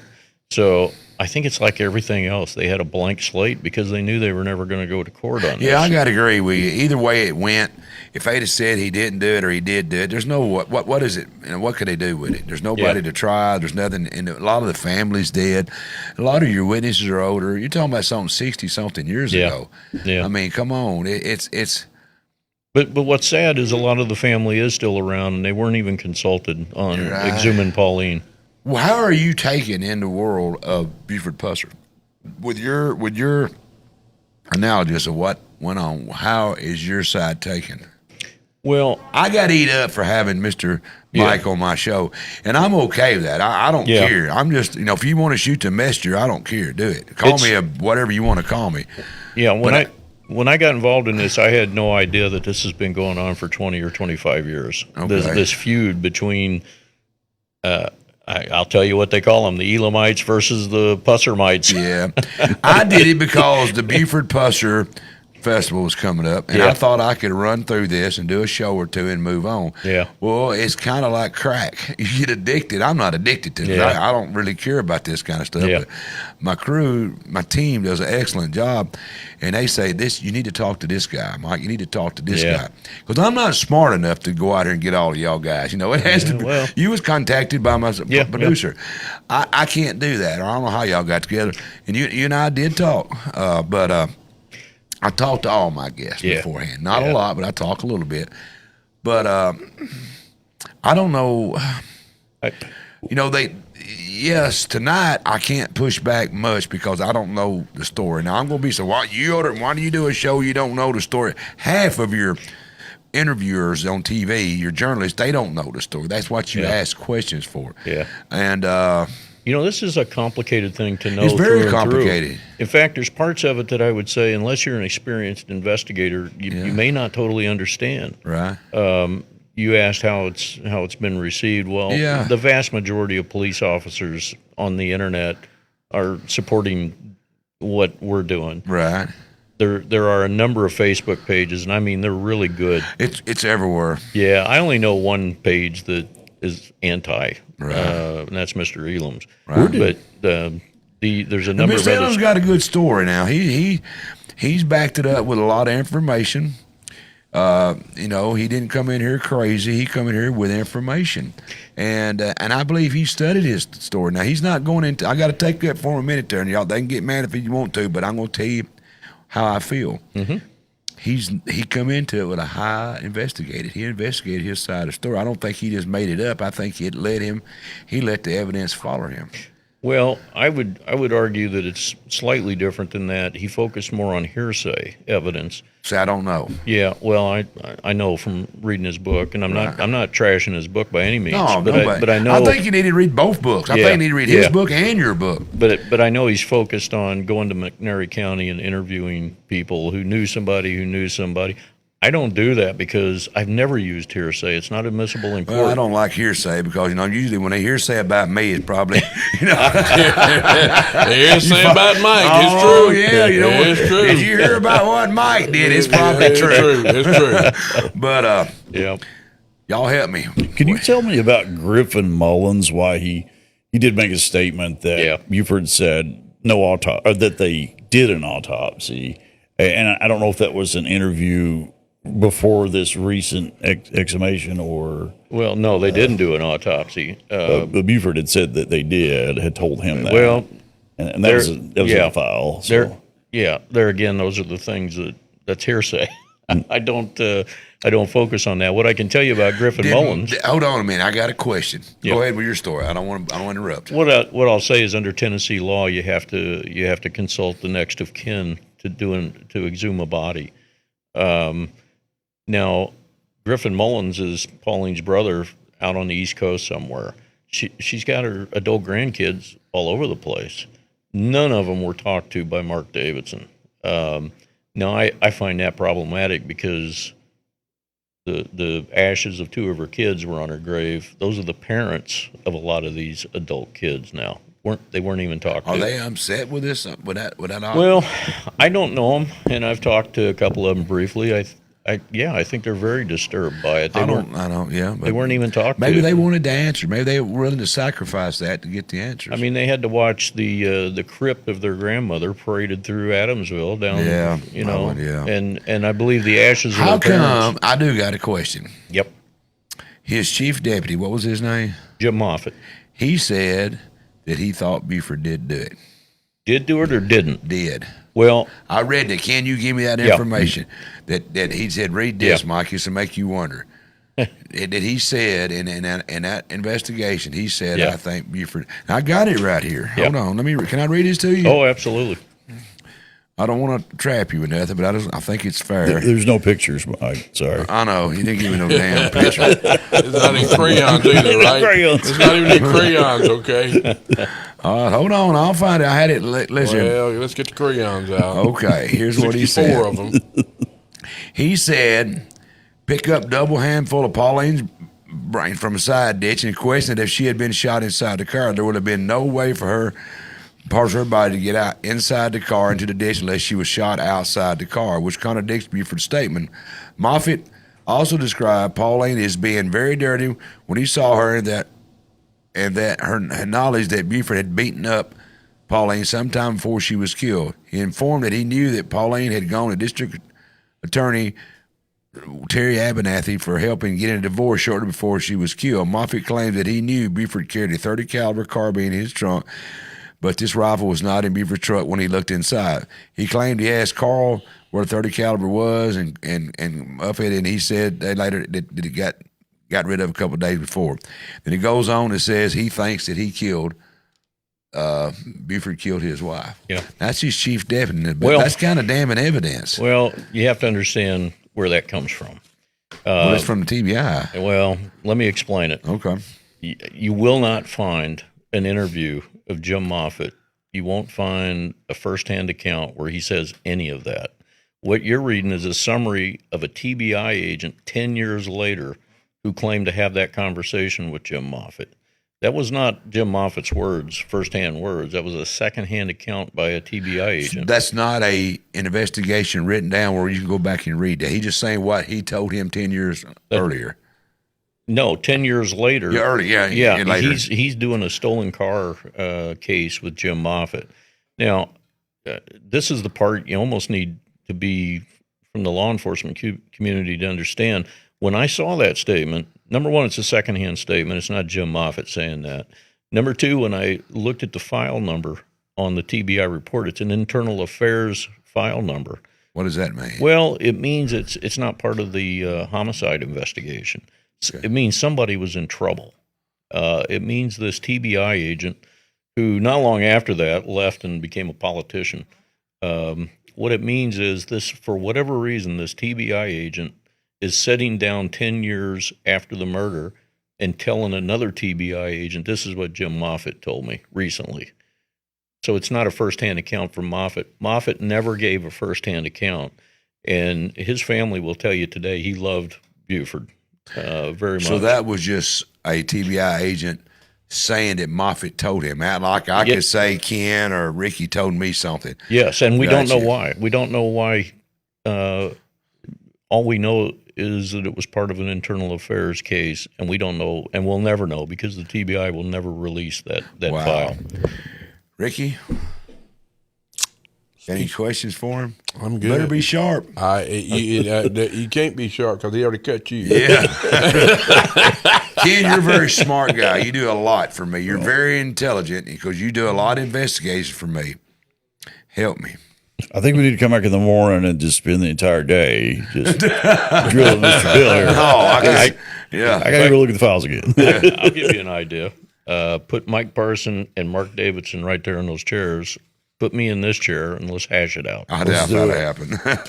I don't think they're allowed to talk about it no more. Well, Mark, you're an expert. Go ahead, Ricky. Who was talking? I was. Mark Davidson can say anything he wants. He doesn't report to anybody, and he's not been seen publicly since the day of that press conference. Oh, he's not a TBI agent no more? No, the district attorney. District attorney. Okay. I always liken it to the kid that sticks his tongue out from a block away and then takes off running. Yeah, he did the press conference. No further. Well, I do back the blue, and if I'm going to err, I want to err on the side of law enforcement. I do. Yep. But you made some good points. Ken, help me. Again, 58 years ago. Obviously, I wasn't born, even though I look a little older. But it's hard for. I can say on a jury, I couldn't say this guy at all. Would you indict him if he come to you on the grand jury? I don't know how you. I haven't seen enough that you could, to be honest. Well, you could because they wouldn't have somebody like me there to say that this. It's not an M1. Well, it was an M2. You can indict a ham sandwich. You can indict by just showing one side of the. Yeah, that's argument. how it works. Yeah, but at trial, not a possibility. Right. Wow. Well, Bill, I've kept you an hour and a half. Let's hit your website and your book. Hold a picture of your book. There it is, William Harmaning. That's a hard name. What is that name? Is that German? Harmaning, German. Yeah. I thought it was. Official site. There's your book, 16th Avenue. Tell me about your books as you go through. Well, 16th Avenue is about the 1989 murder of Kevin Hughes on Music Row in Nashville. Netflix is preparing to do a documentary on that case. Did you work professionally on that or just write a book? No, just the book. Okay. Yeah. So, and in fact, I just finished it when I started on the Buford Pusser. So you didn't know nothing about Buford Pusser until you heard after moving to. If you were still in Illinois, you probably never even wrote this book. So what you're saying, you probably never paid no attention. That's probably true. Because you just moved to Nashville, and it was all over the news. Yeah, it was. And if you go down further, there's. I was nominated for a 2022 Pulitzer for that book. That's a nonfiction book about police shootings and police use of force, and it details many of the cases I've worked. Right. And then those are textbooks. Right. That I've written, and they're ridiculously priced. So. What does that mean? Well, I don't control it. The publishers do, but those are $200 books. Oh, wow. The textbooks. Is it worth every penny? No. He's honest, isn't he? Yeah, what's that Buford Pusser files? What does that do? Well, that's a good point. So anybody who's listening to this that wants to see any of this evidence, every bit of it's on my website, including the entire TBI file. That 2,500 pages. Yeah. So don't spend $400 on it or whatever they were charging. You've got it right there. I have the O'Neill Moffitt file relating to the gun. I've got Pauline's divorce file. I've got everything. Have I been fair to you? Yes, absolutely.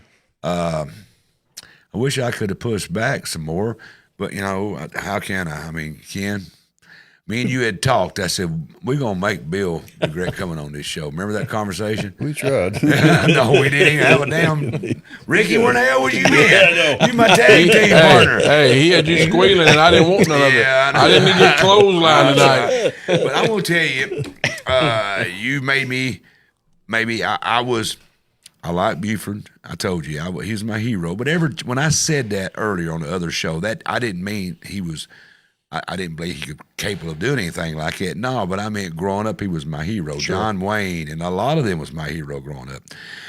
And then they got me wondering, could this man have done that? You know, and now I'm back to in the middle where I don't know. I want to think he didn't. It would be better for everybody if it didn't. But who did kill?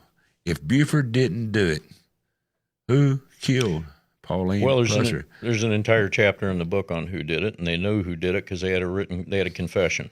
A confession. Now hold on, I've never heard of the confession. Yeah, it's. Let me tell you how it went. Let me tell you who did it first, and then I'll tell you how it went. Billy Sue Johnson was Towhead White's girlfriend. Towhead got murdered in 1969. After he was murdered, Billy Sue went to a guy by the name of Rex Armstead. Rex was the lead investigator for the Mississippi Highway Patrol Investigation Division, which became the MBI. And she confessed. She said, here's how it happened. Towhead White, from his jail cell at the Atlanta Federal Penitentiary, ordered the hit for a number of reasons. Part of the reason he was in prison was because of Buford. Buford had killed his girlfriend, Louise Hathcock. He ordered the hit. He told Billy Sue to go to W.O. Hathcock, Dennis Hathcock's father, and get $20,000 from him. W.O. was holding all of Towhead's money while he was in prison for 3 years. And he told her, take $10,000 of it, keep it, give the other $10,000 to a guy named Bill McPeters in Corinth, who was the funeral director. Who I don't think he was a criminal, but he was a good friend of Towhead's. And Bill McPeters would pay the 3 people that were brought into town to do the hit. The 3 people were 3 of the most brutal killers of the Dixie Mafia. And the driver of the Cadillac was a guy by the name of Kirksey Nix Jr. Kirksey Nix Jr. is the only one still living. He's going to die in prison. The gunman was Jerry Ray James, and I think we have a picture of him. And when you look at Buford had never seen him before. And when he described him, he said a big guy, rounded face, slick back hair, and toothpick. And he was strong as an ox. He's a former college football player. Buford couldn't get the gun away from him. He was the gunman. He was from the Austin, Texas crew of the Dixie Mafia. The guy in the back seat was Bobby Joe Fabian. These were 3 brutal killers. And why weren't they prosecuted? 2 of them ended up in the Federal Witness Protection Program. They gave the... You got proof of that? Oh, yeah. Yeah, they gave the FBI the murders of 2 judges. One of them, federal judge John Wood, down in Texas, who was murdered by actor Woody Harrelson's dad. Yeah, I knew about that. That's the guy that gave him... He was in the same jail cell as the guy that ordered the hit, and he was recording the calls.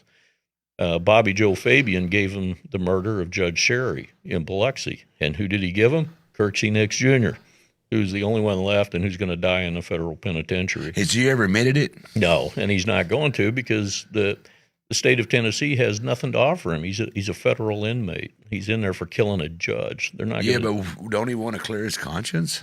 Well, I doubt it. I mean, he's a brutal murderer. He's killed many people. I understand that, but when you get close to meeting Jesus, if you believe in Jesus, and I would assume he believed in Jesus. Yeah. I don't know the man. That's the first. Have you heard of that, Ken? Kirksey Nix, yeah. You've heard about his whole story he's telling? He's quite well known. Know about him and him kill the judge. No, about his whole story. No, I do not. Okay. Yeah, if you get in the TBI file, you'll find the confession. That was in the files? Yeah, it's in there. Billy Sue Johnson. And they didn't mention that at the... No. Billy Sue Johnson herself was murdered shortly after giving that confession. Why did they not look at that confession and put any weight to it? Well, here's 2 problems with it. Rex Armstead, he tried a ruse to get her to cooperate. What he did was he got her to come in to meet with him, and he typed up a note that he said was going to be a statewide dispatch. And it said, Billy Sue Johnson is cooperating with us. If she comes to your city, do not stop her. He wasn't going to do that, but it was a ruse. And Billy Sue lost her mind. She said half the cops in Mississippi have connections in the Dixie Mafia. I'm going to die if you put that out. He said, okay, well, then cooperate, and I won't. Well, you can't do that. That's coercing a statement. That statement would have been immediately suppressed. But they at least knew who did it because she gave a full confession. What do you think? That confession was true, being she was give to her that way? Yeah, I think it was because she also gave Armstead a number of other crimes, which Armstead did not document in the file. Is any of these family, these people you've been talking about, alive? Family maybe, but everybody's dead. Jerry Ray James, once he cooperated. That guy right there? Yeah, once he cooperated, he had 2 life sentences in New Mexico. And once he cooperated, they got the governor of New Mexico to commute his sentence, and he spent his rest of his life quietly with a new identity. They even gave him half of the reward money. Is he dead? He's dead. He died. His niece came out with a book or something. Is he? Okay, he's got family. Yeah. Have they ever admitted that they knew he did that, or is there anybody that can back up that statement? Well, there's a couple of books about him. One of them is... Yeah, but I mean, anybody can say, yeah, that was my brother and he did it, or my cousin, my uncle, my nephew. I don't think so. Right. I don't think so. There's a good book. I don't remember the name of it, but it's about the Overton crew in Austin, Texas, which he was part of. Right. And what's funny is that book, it's in my book. I give a picture of the cover. On the cover of it is their car, which is a dark blue 1964 Cadillac. That's what Buford said the ambush car was. Wow. So the actual ambush car may have ended up on this guy's book. Bobby Joe Fabian, he gave him the murder of Judge Sherry. He ended up in the witness protection program for prisoners. They wouldn't release him because he killed 2 cops. Right. So minimum security prison, new identity, perks. Right. And he eventually died in prison. Right. So the only one left is Kirksey Nix Jr. Mark Davidson and Mike Parson actually went to talk to him, which I thought was funny. I mean, this guy is as hardened a criminal as you can get, and I've got the transcript. He just talked to them in circles. They had nothing to offer him, so of course he wasn't going to say anything, and he didn't. He was trying to get out at the time on humanitarian reasons. How old is he? He's early 80s now, I think. I've talked to people on death row through right here. I have talked to people. I talked to a guy, Gary Wayne Sutton. I've talked to him twice from death row. Mm-hmm. You know, that's kind of, look at me, that's the first interview you ever give. I talked to him twice, and I thank the man. If there's I believe in the death sentence, but if there's ever innocent man, Gary Wayne Sutton needs to be looked at again. Maybe you need to investigate that one. This man, I think, needs to be investigated again. He went through all his appeals. He's lost them. Yeah. I understand all that, but there's too much, and especially when you do a show like this, I get a lot of emails, I get a lot of private messages, I get a lot of information behind the scenes. You understand how that works. It's tips, I call it. Sure. And I got a lot, and I turned them in on this guy. Yeah. It needs to be looked at because he's scheduled to be executed in December this year. And let's make sure, if we're going to use execution, let's make sure. Hell, they can't even give an injection now and do it right. I bet they moved that one. I hope they do. I bet they moved. If we're going to execute these people, let's make sure that we don't come back 10 years and say, well, he was innocent. You know, once you do it, you can't take it back. Yeah, it's horrible, but I guess I do believe it. I push for it because there's times when there's some people who doesn't need to be executed, but I'm not God, and I can't make that decision. Yeah. But anything else you want to say, Bill, before I let you go? I think I've let you talk. Yes, I don't think so. I just would say Kirksey Nix Jr., he has nothing to gain by remember talking. That name. Get me an interview with him. We'll bring him in, okay? In shackles. I want to interview. You can go to prison. You can. He's in the federal penitentiary. Yeah. He's in, I believe now he's in Springfield, Missouri, in the medical facility. Talk to him. But the point with him is Tennessee has nothing to offer him because he's a federal inmate and he killed it. He ordered the killing of a judge. They're not going to deal with him. Most people that's interviewed these guys, you can't carry equipment in, and you have to come out and you can't even write down on paper. You have to remember what they say. Yeah. But I got that Gary Wayne Sutton, got him to talk to me. First interview ever. I know I can't do this in Nick's guy, but get me hooked up with him. I want to go down there and talk to this man, and just make my own mind up. Satisfy myself. that there was a Dixie Mafia and Buford's story was true. And that's the only man, if they could really say, yeah, it did or no, it didn't, right? Yeah. I don't know, he might not even want to talk to me. I mean, but I'm just saying, I'd like to. Worth a shot just to see what he said. I come back and give you my opinion. I think this guy may have did that or no, he didn't do it. You know, it's worth a shot, right? Sure, yeah.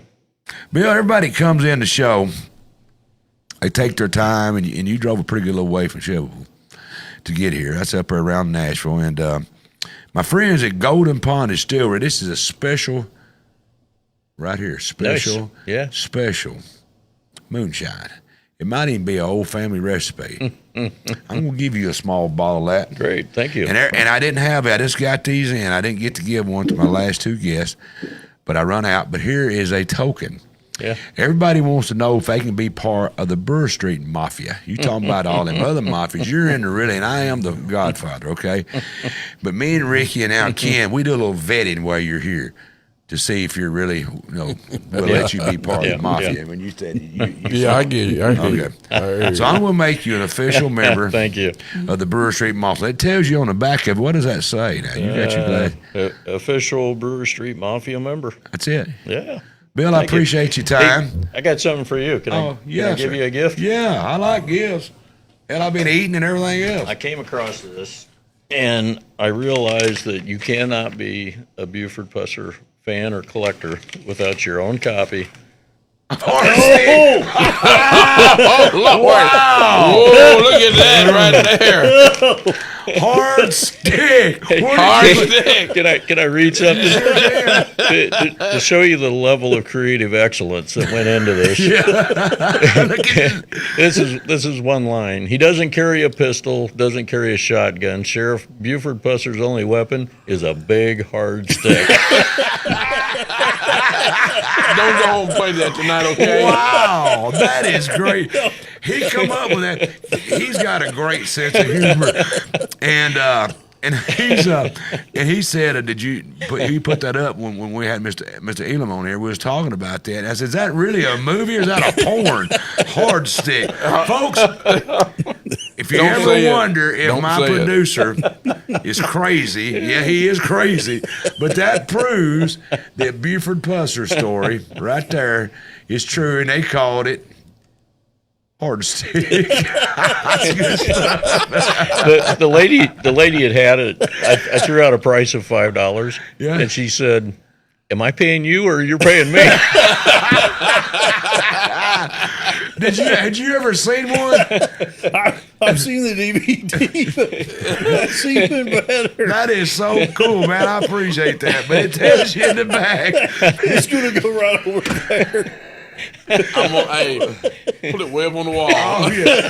That's going to go in a box. Maybe in a shadow box. Yeah, shadow box there. When was it? Put it behind his head. I want to put it behind his head. Has anybody ever watched this movie? It's okay. It's all right. This guy right here, what is his name? He played a lot of westerns. Brian Dennehy. Yeah. Wow. Yeah, he just, There he is right there. What was that movie, him and they were running that guy through the woods, Brian Dennehy and Duffy? That was that movie. Yeah. Oh, yeah. Before I let you go, I'm not going to read a lot of them, but Ken has figured out how to get in and get all these emails about people writing in about our show. Kevin, have you got my the email address they can put up there? And it says, from McKenzie, Tennessee. Oh, Lord. Dear Mike, I love your show. I love seeing Ricky Price on your show. It's from McKenzie. Real great man. Unfortunately, I'm his neighbor, and sometimes when he comes to the mailbox, he's wearing that kilt. Could you please tell him to put on more clothes? I would really appreciate it. Thank you, your loyal viewer. And I wore this hat tonight. What are you talking about? He didn't say that. No, it's just hat on. I had to add on a little bit. Because I'm usually the one they're jumping on. I get it. No, man. They did say they like Ricky. You're a great man. They're your neighbors, and they really enjoy our show.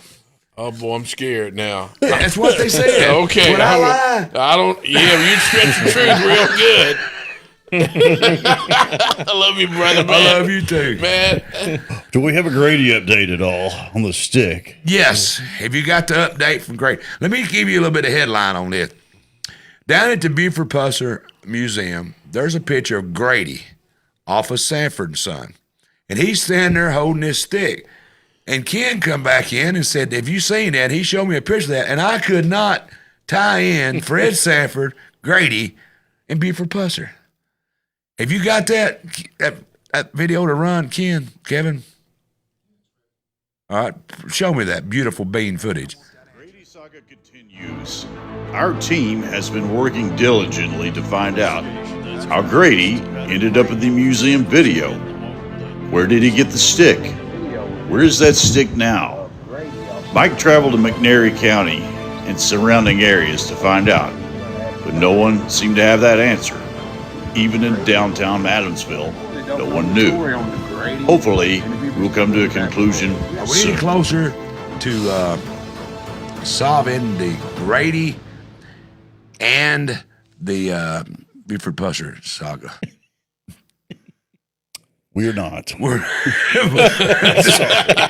we did find out that Ripple's a real thing. Yeah. You remember Ripple? Oh, yeah. Oh, yeah. I got a bottle of it over here. Yep. He found it down there at the Buford Pusser deal.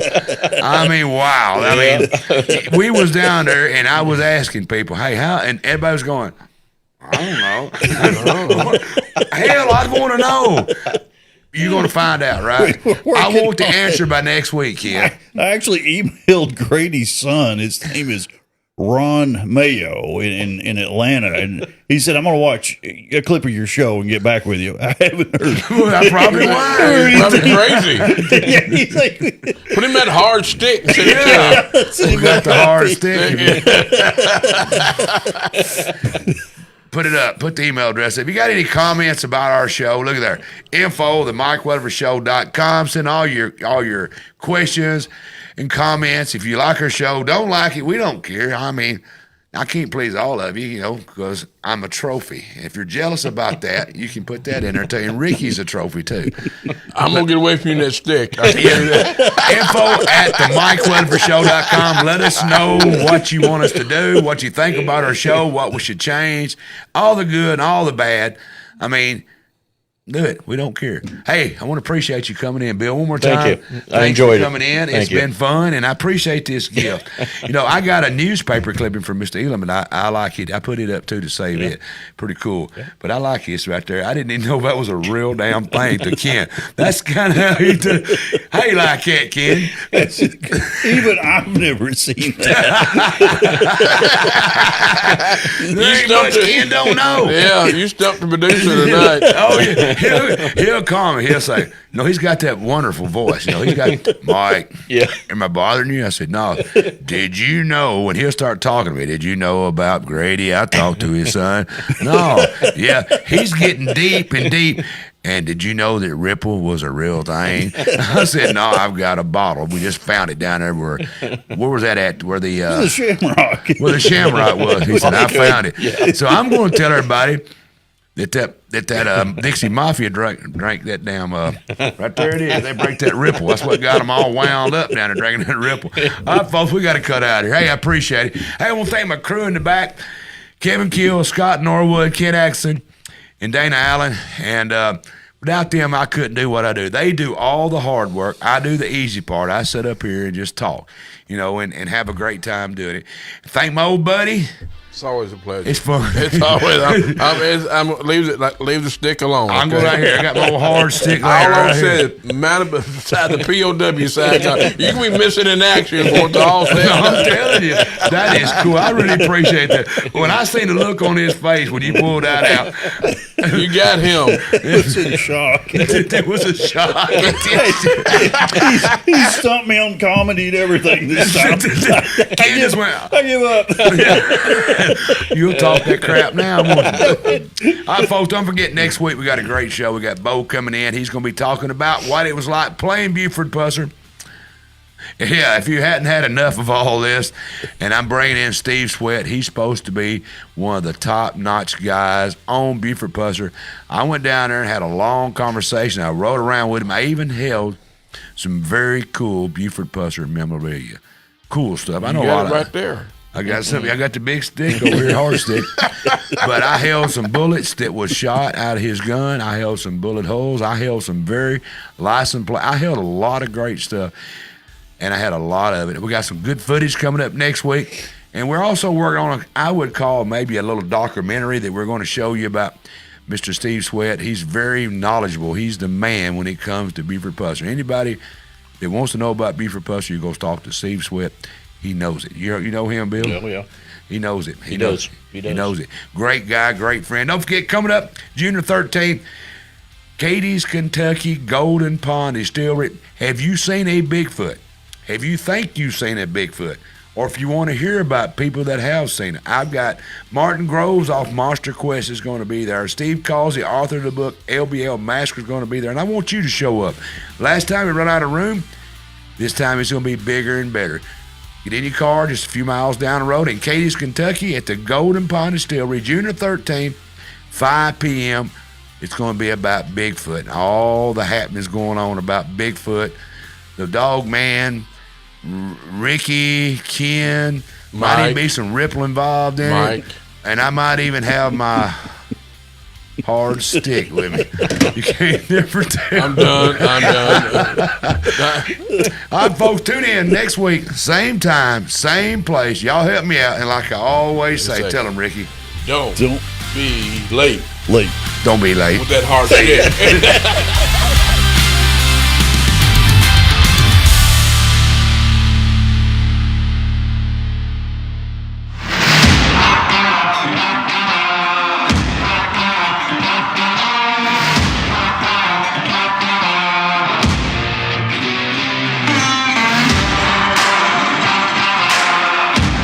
The Mike Weatherford Show is recorded live at the Brewer Street Mafia Studios in downtown Paris. A Kill Media, Brewer Street Mafia Productions.